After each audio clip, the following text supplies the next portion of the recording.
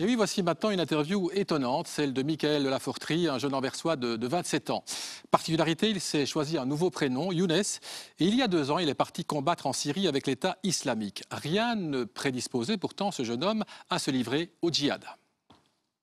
Je n'ai jamais dit que la Syrie était un mauvais endroit. Michael de la Fortrie était enfant de chœur à l'époque. Élevé dans une famille catholique de la banlieue d'Anvers, Michael devient Younes lorsqu'il se convertit à l'islam il y a 8 ans. Le jeune homme a ouvert une boulangerie. Il est son propre patron pour pouvoir prier quand il en a envie. En février dernier, il est condamné à 3 ans de prison avec sursis pour participation à une organisation terroriste. Sharia for Belgium, dont le chef, Fouad Belkacem, condamné à 12 ans de prison, reste son héros, son mentor. Free signifie libéré. C'est un message pour mon frère adoré, Fouad Belkacem. Le jeune homme de 27 ans a passé 1 mois en Syrie. Il a combattu pour les terroristes de l'État islamique. Cueilli par la police à son retour en Belgique, il passera 2 mois en prison. Et Michael Younes de la Fortrie vient de sortir un livre autobiographique, je le montre, j'ai été djihadiste en Syrie. Il y parle de son parcours et de ses idées qui baignent toujours dans l'islam radical.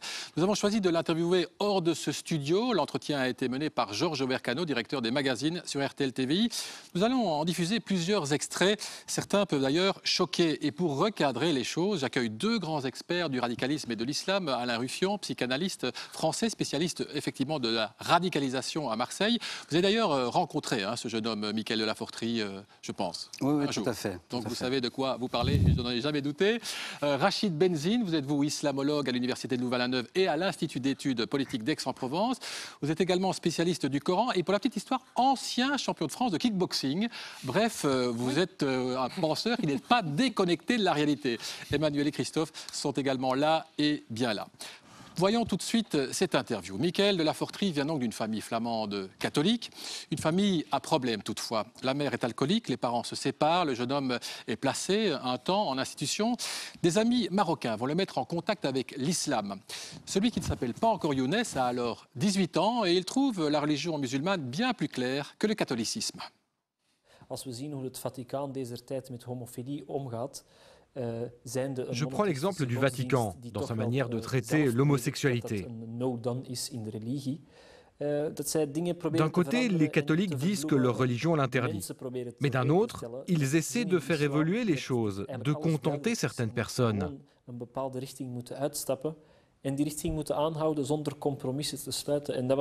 Au moins dans l'islam, on maintient le cap, sans faire de compromis. Pour moi, c'est clair et net. Dans la morale, dans la manière de vivre, dans la façon de croire. C'est comme la charia, la loi islamique. Elle ne contient pas de zone grise.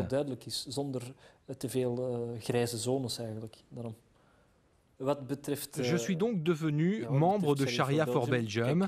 Je venais d'un islam que je décris dans le livre comme un islam boîte de biscuits.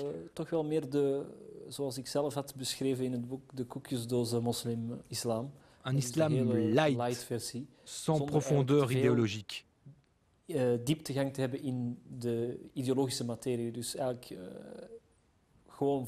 Je suivais le troupeau. Je me sentais bien, mais je voulais approfondir mes connaissances. Nous ne sommes pas des brebis qui se suivent bêtement. Je voulais plus.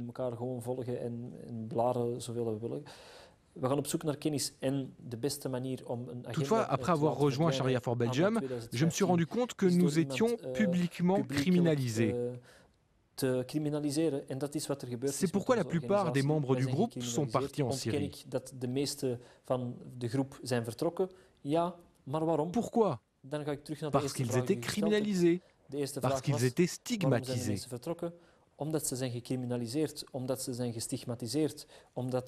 La police les contrôlait en permanence, les arrêtait parce qu'ils prêchaient en rue. C'est là que tout a commencé. Et moi, je me suis dit, ici en Europe, on ne me donne aucune chance. Tout ce que je fais me conduit à la prison ou ce genre de choses. Je me suis donc dit, quoi qu'on trouve là-bas, ce sera mieux qu'ici. Même si c'est la guerre, ça montre jusqu'où l'État mène des gens comme moi. de staat en de samenleving mensen zoals mij al gedreven had, dat je eigenlijk mieux vaut mourir là-bas que vivre ici. Dan hier in levend. Sur Ruffion, c'est ça un peu le ressort du djihadisme, c'est des gens qui se disent déçus de la vie, qui se disent victimes, hein, c'est souvent ça qu'on entend, stigmatisés comme il dit, et puis qui passent à l'action pour avoir une vie où on va vraiment les mettre en valeur. Alors, écoutez, là, je veux dire, on peut être que choqué par les propos qui viennent d'être tenus. On ne les partage pas, évidemment, et tout notre travail consiste à déconstruire ce genre d'arguments. Par contre, là, on a une situation avec Younes où on peut comprendre tout le processus de radicalisation, toutes les étapes, et il y a un facteur psychologique qui est à décortiquer, qui est la notion de préjudice. C'est-à-dire qu'il se crée un préjudice, qu'on favorise l'idée qu'effectivement, ce sont des victimes irresponsables de leur situation, et que ça les légitime à recourir à une idéologie radicale pour changer cette société qui complote pour les mettre dans la situation où ils sont. Donc je crois que voilà, comprendre n'est pas légitimé, hein, loin de là, mais en tout cas, la valeur du témoignage, ça va nous permettre de lutter plus efficacement à la fois pour le traitement et la prévention éventuelle de la radicalisation d'autres jeunes. C'est comme ça que vous justifiez effectivement l'idée de diffuser ce témoignage, parce que c'est vrai que des gens sur les réseaux sociaux, me dit-on, sont en train de dire passer un tel témoignage, c'est comme si on mettait l'interview d'Hitler ou de Philippe de Winter. D'ailleurs, ce n'est pas nécessairement la même chose. Enfin, je ne vais pas lancer le débat là-dessus. Votre réaction sur la victimisation, Emmanuel? C'est effarant, franchement, quand on entend ça. Et en même temps, j'ai envie de dire que ça fait du bien d'entendre ça, parce que ça permet de mettre des mots sur ce qu'on croit toujours savoir. Ici, clairement, le djihadiste, il le dit, donc il n'y a plus d'équivoque. Clairement, la loi islamique est au-dessus des lois pénales. Hein. On se rend bien compte que tout ça n'a aucune importance. Et alors, aussi sur l'aspect figé du Coran, moi je suis stupéfaite quand j'entends ça, parce que si on veut justement pouvoir avoir un vivre ensemble, il faut pouvoir évoluer. Et tant que la religion restera figée, on n'évoluera pas ensemble, ça c'est certain. Et on va en reparler bien sûr de cet aspect figé du Coran. Younes de Lefortry condamne-t-il les attentats de Paris, par exemple, ou encore les décapitations de journalistes et de travailleurs humanitaires par l'État islamique? Eh bien, non. Pour nous, musulmans, il ne nous est pas permis de condamner des actes d'autres musulmans, quoi qu'ils aient fait.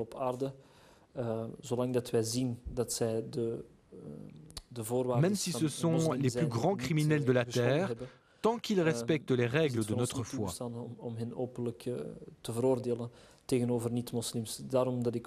Nous ne le condamnerons jamais face à des non-musulmans.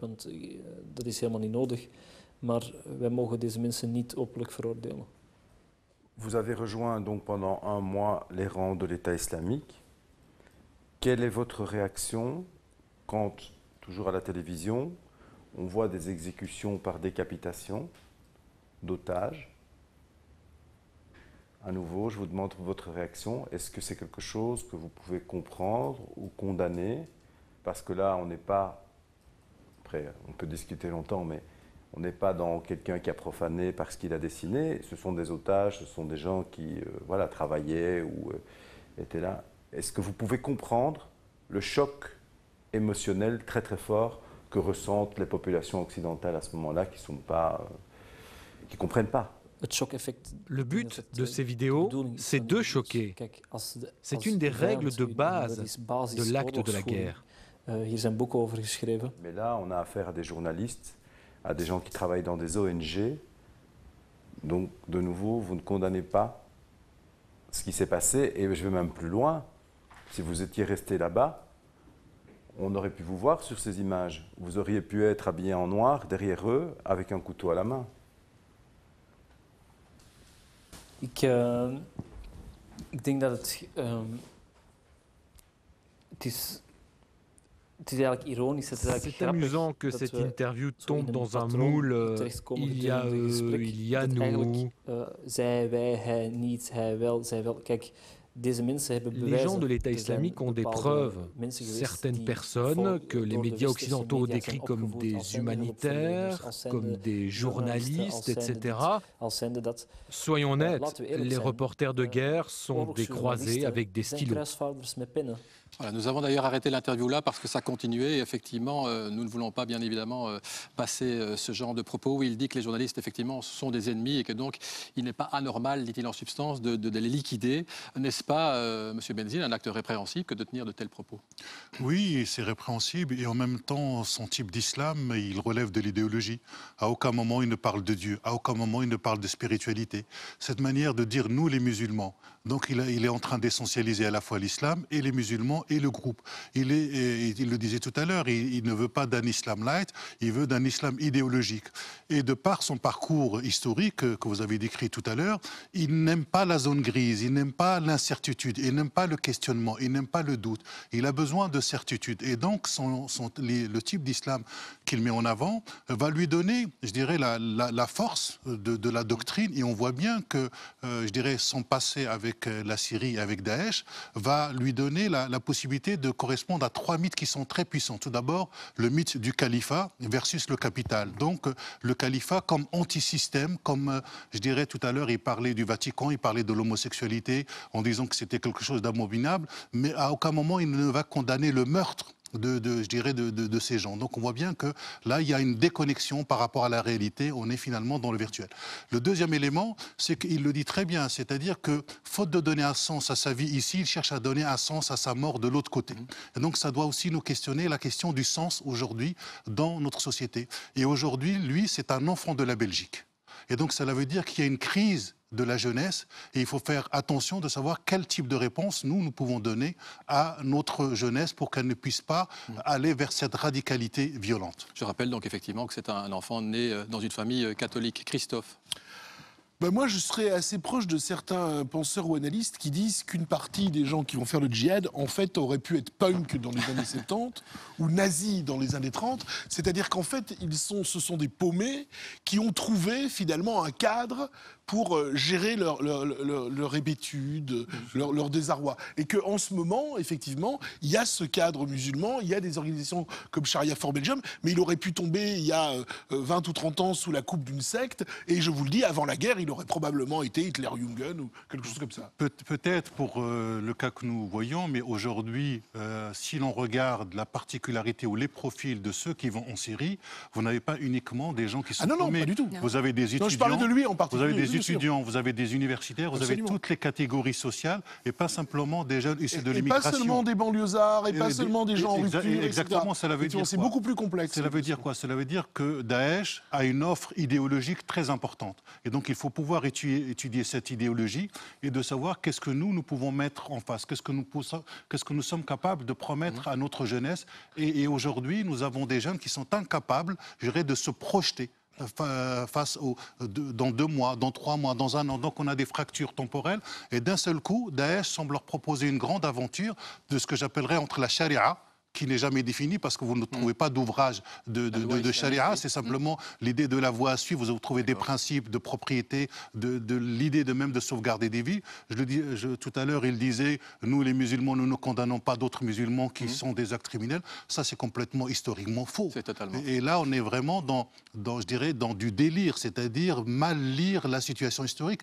Et donc, on peut se poser la question à quel type d'islam adhère-t-il. En tout cas, ce n'est pas le vôtre, c'est très clair. Et il y a un autre islam, puisque vous êtes vous-même musulman. Autre interrogation, Salah Abdeslam est en fuite depuis 5 semaines. Younes de Lefortry, l'accueillerait-il chez lui s'il se présentait à sa porte? Sa réponse. Suis-je obligé, en tant que musulman, de l'accueillir? Oui, c'est un musulman dans le besoin, qu'il ait fait quelque chose ou pas, je suis obligé d'héberger ce frère, car c'est un musulman. Je ne peux pas le laisser à la rue. C'est un frère dans l'islam.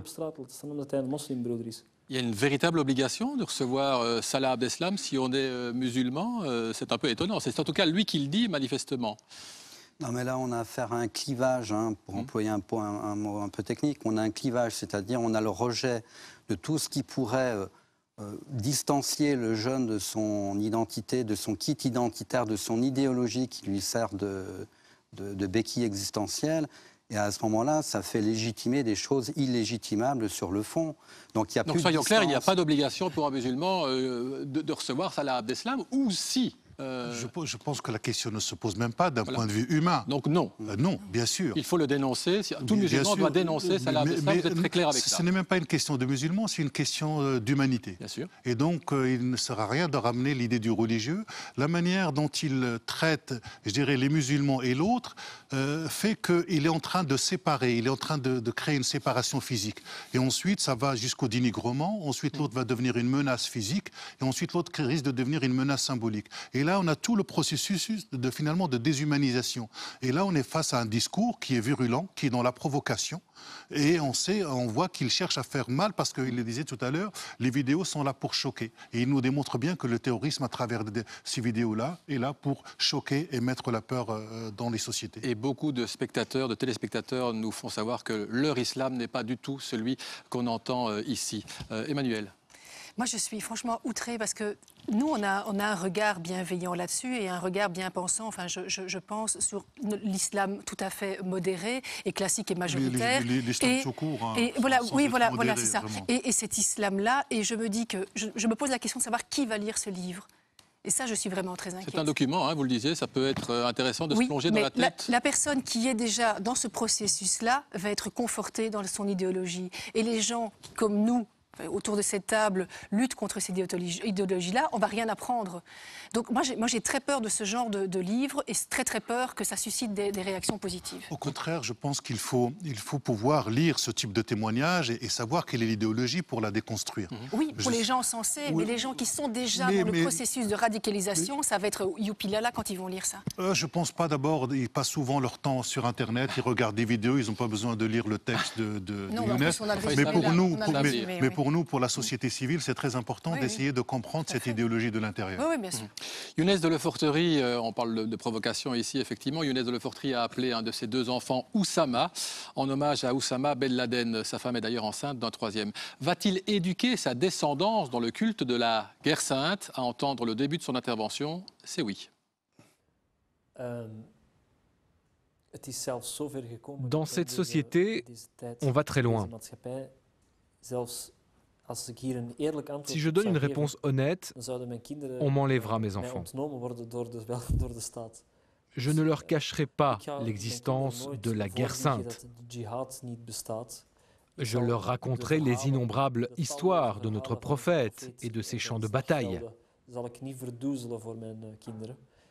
Après, c'est à eux de faire leur choix, avec leur image et leur peur de Dieu.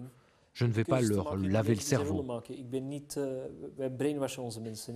Voilà, donc il le dit sans le dire, mais ça fait penser qu'une nouvelle génération de djihadistes est déjà en train de lever. Christophe? On ne sait pas, on verra ses enfants dans 20 ou 30 ans. Je ne peux pas préjuger de l'avenir. Peut-être que sa femme va le quitter, va trouver quelqu'un de mieux que lui. J'en sais rien. Mais ce type, c'est pour moi, c'est vraiment un type spécifique, comme on disait tout à l'heure. C'est une sorte d'Andrés Breivik.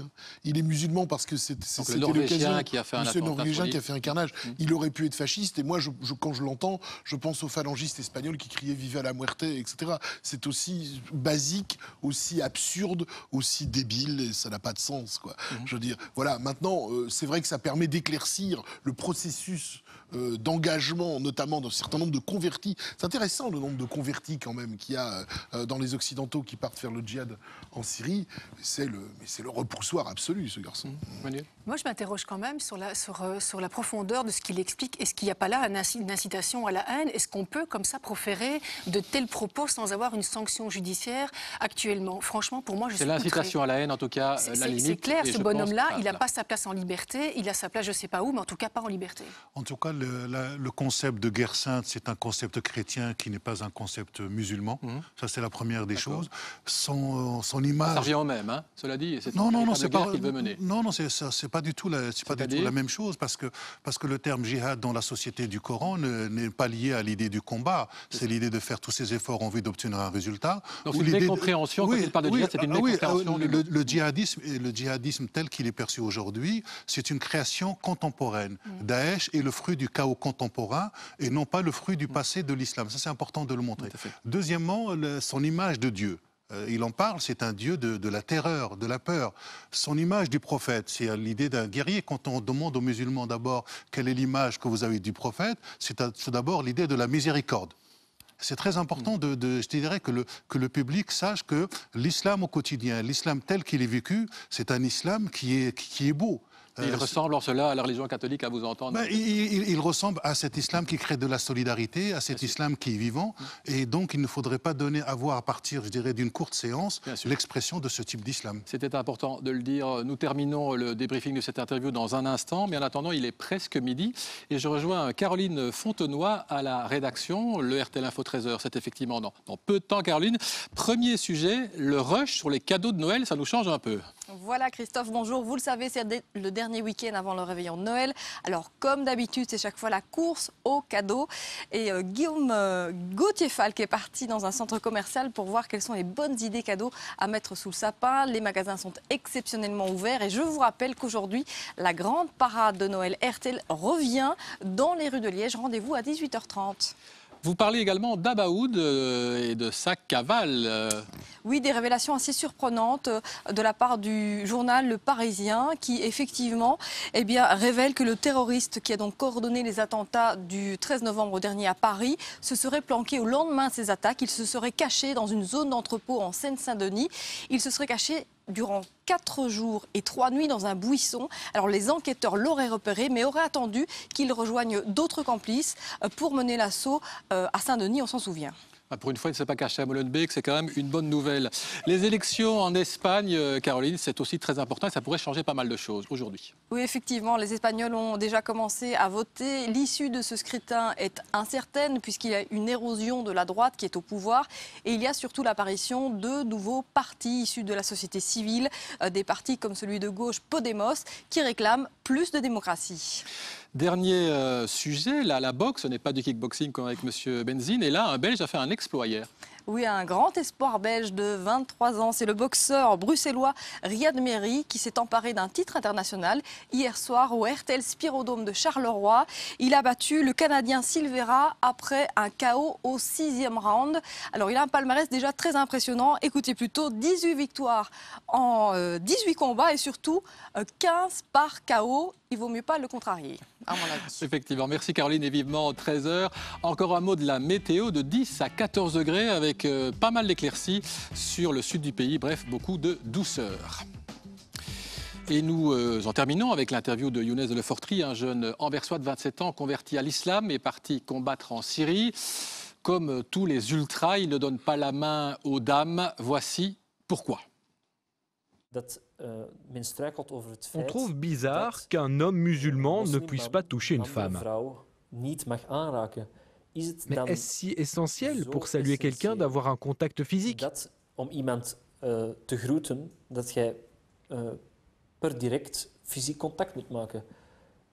Aucune loi écrite n'y oblige. L'islam pose des limites. S'il n'y a pas de contact physique, aucun autre sentiment ne peut se développer. Je veux ajouter cette image. Aucun adultère ne se produit sans un sourire au départ. Monsieur Ruffian, monsieur Benzine, veuillez m'excuser. L'islam interdit effectivement aux dames d'être saluées par des hommes? Non, mais je crois que là, c'est l'expression d'une phobie, je dirais, de l'impureté. Donc il y a une obsession puritaine quelque part. Cela dit, il n'est pas le seul. Vous avez des rabbins orthodoxes qui refusent aussi de serrer la main aux femmes. Donc il n'est pas le seul vraiment dans ce cas-là. Et que dit l'islam à ce propos-là? Il ne donne pas cette règle? L'islam ne dit rien, c'est son islam qui dit. Vous savez, l'islam, ce sont des interprétations à travers l'histoire. Parler d'islam en général, cela relève du fantasme. Vous avez autant de courants de pensée d'hommes et de femmes qui réfléchissent différemment. Donc on n'a pas le droit de poser, me semble-t-il, la question qu'est-ce que dit l'islam là-dessus. Manuel? Si je peux rassurer, on s'est serré la main sans aucun problème et je vais même l'embrasser, tiens. Voilà. C'est un beau geste, c'est un très très beau geste. Peut-on, monsieur Ruffian, déradicaliser des gens comme ça? C'est votre métier à Marseille. Est-ce que c'est possible de l'aider à s'en sortir? Alors c'est vrai que c'est très compliqué, il ne faut pas être angélique. Il faut d'abord mesurer à quel degré est arrivé le jeune dans sa radicalisation. Manifestement, il y a des degrés qui méritent un traitement judiciaire d'emblée. Donc pas d'ambiguïté là-dessus. Par contre, là, dans le témoignage de Younes, on comprend des mécanismes psychologiques. Il n'y a pas que l'adhésion à l'idéologie, il y a une sorte de kit identitaire qui les sécurise jusqu'à la caricature. Et si ça peut servir de repoussoir, ça tombe bien. En fait, voilà, on doit comprendre jusqu'au bout la logique dans laquelle on place ces jeunes, quels mécanismes psychologiques sont utilisés, et du coup, pouvoir instaurer d'autres réponses pour faire machine arrière. On peut leur sortir vraiment. Est-ce qu'ils écoutent? Il y a moyen. Vous avez déjà sorti des gens comme cela oui, de ce mauvais pas? C'est long, c'est fastidieux, c'est parfois conflictuel. Mais vous avez des succès? Alors, succès pour ce genre d'entreprise, c'est peut-être pas le mot, mais en tout cas, on arrive à récupérer une partie de ces jeunes. Il faut y mettre les moyens. Il faut pouvoir proposer effectivement pas quelque chose de trop fade. Il faut qu'on propose un réengagement. Peut-être une certaine radicalité, ne pas tomber dans le fait qu'on pense qu'il n'y a rien à revoir dans notre géopolitique ou dans notre politique de jeunesse. Il faut savoir se remettre en cause, mais il faut savoir aussi être ferme, proposer une discipline, un encadrement. Et donc on y arrive parfois, en tout cas. Oui, c'est possible. En tout cas, c'est possible. Christophe, à côté de ça, l'islamophobie continue à augmenter en Belgique. Peut-être que ce genre de comportement peut malheureusement provoquer ce genre de réaction absolument inqualifiable. La seule solution pour combattre l'islamophobie, c'est l'explication, la connaissance. Par exemple, monsieur vient de le faire très bien parmi nous, c'est d'expliquer ce que c'est que l'islam aux gens, comme la série qui se passe en ce moment sur Arte, qui parle du rôle du Christ dans l'islam, etc.